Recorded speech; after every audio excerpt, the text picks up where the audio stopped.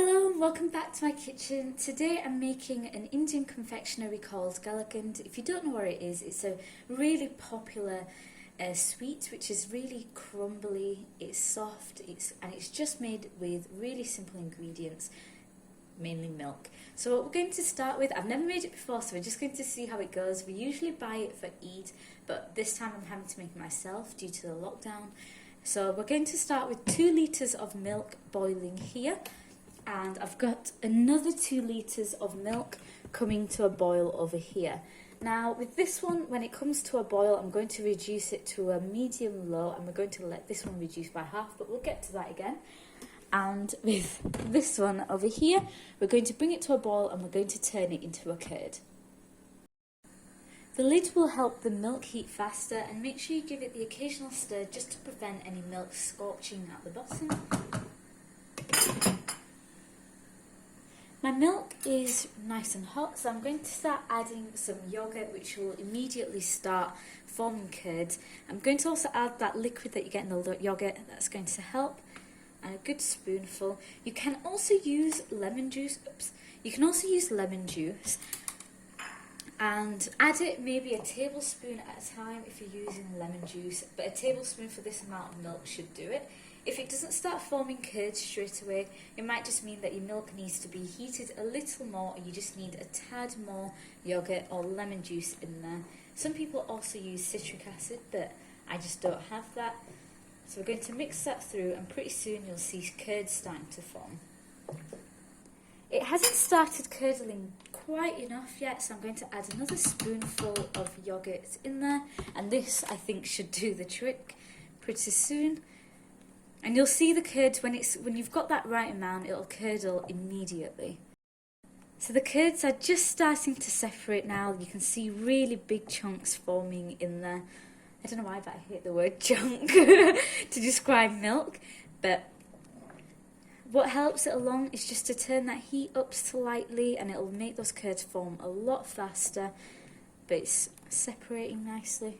I'm just going to add 1 more spoon of yogurt in there, and I think this should do the trick. We're going to wash the curds anyway, so this shouldn't taste lemony if you're using lemon, or yogurty if you're using yogurt like I am.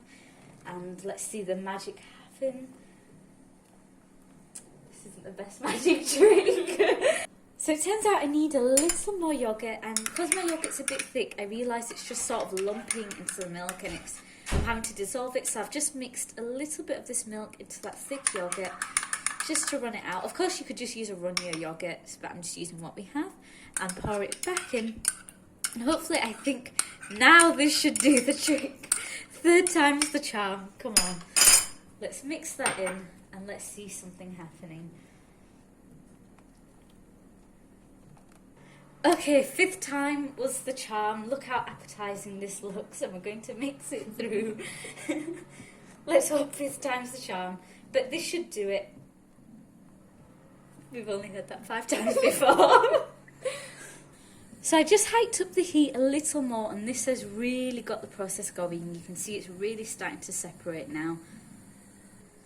Whilst my other pot of milk is forming curds, this came up to a good boil. Well, not a boil, but it got nice and hot, and I reduced it to a medium low. And all we're going to do is stir it occasionally. We're going to even stir in that scum that forms on the top, scrape down the sides. Make sure you scrape the bottom as well, because we don't want any of this milk burning.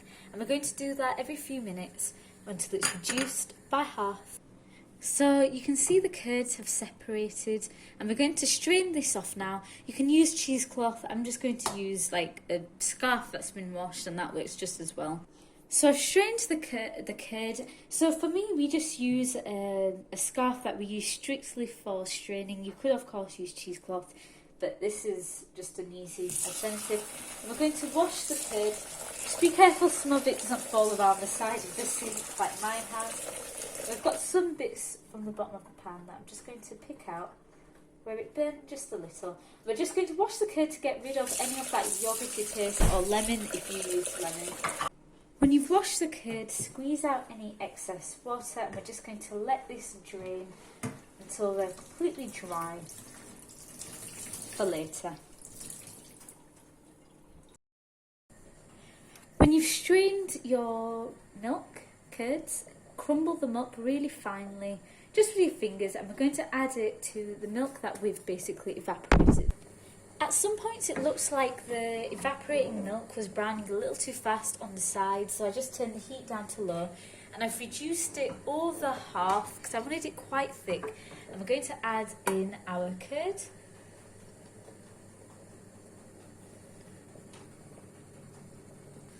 So I've just mixed my curd around in that milk. You can see it's quite thick, which is exactly what we want. And we're going to add some sugar. So I'm not going to add the sugar in exact measurements. I'm just going to start with a couple tablespoons, taste it and see what I think.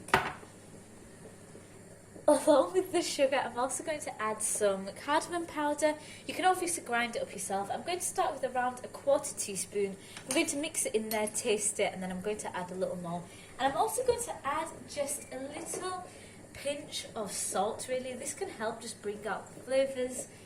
And we're going to mix it all. I've just mixed it in and I've decided to add another 1/2 tablespoon of sugar. And I'm going to add a little more cardamom. This is why I'm saying just taste it as you go along, see that it's right for you. And you're basically going to cook this on a low heat for around, it should take around 10 minutes until all of that milk has absorbed into your curds, and it should be very crumbly. So remember to keep mixing, because again, you don't want any of that burning. Scrape down the sides if you need to. So I just had it on a low heat just to melt that sugar in there, and now I've brought it up to a medium heat to burn off that extra liquid. We're going to keep mixing it because we want this really nice and thick and crumbly. I don't want to see any of that milk pooling by the end of it. So we like ours very, very crumbly. When it's nice and thick, turn off the heat and we're going to put this into a tray to set. So I've just greased a baking tray with a little bit of ghee. You could of course use butter as well. And we're going to add our mixture in. And I'm just going to place it on one side of the pan only, because we're going to really squish it and press it to that side. When you've added the curd to your tray, just press it to one side. You want it quite compressed together. And you're going to smooth it out, really press it in there, even it out until you end up. You can do it to your desired thickness, of course. We're going to press that in there, smooth that. When you've pressed your Kalakand into place, we're going to sprinkle a mixture of ground almonds and pistachios. You can do this at home, just shell them, pop them in a blender and they'll blitz up really nicely. And we just do it for a light decoration. And you can press it in slightly as well. You don't need loads of it, I just like the way it looks.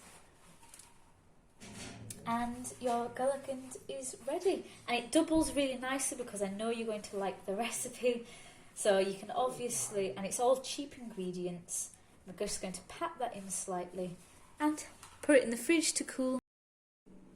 When your Kalakand has cooled slightly, cover it with some cling film. I've pressed it right onto the cover of that, just so none of that moisture escapes.